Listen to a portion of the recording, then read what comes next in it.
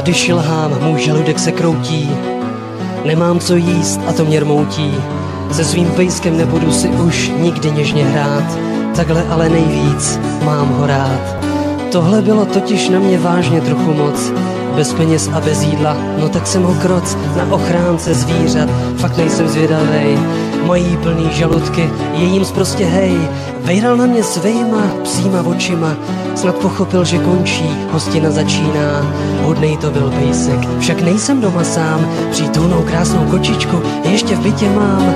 Nevaří a nepere, tulí se ze zvyku a nemá ráda ani párek v rohlíku, za to ráda honí myšky, krysy a potkany.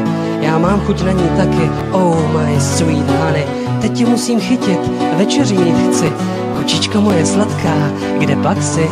Velká, tučná, krásná, tlustá, to není vůbec na škodu, ani nejmenší důvod k bolestnému rozchodu. Mám to hrozně rád jíst, stejínka jsou pikantní moc, už jsem prostě takovej, taky jsem mi kroc, na mý alibi bude Polda zvědavej. Hej, pomalu kámo, do klidu se dej. Vybírám si pomalu kousky tvýho těla, taky se ti to líbilo, i Alíka si měla. To bylo včera, ale dnes je dnes. Dneska byla kočka a zítra bude pes.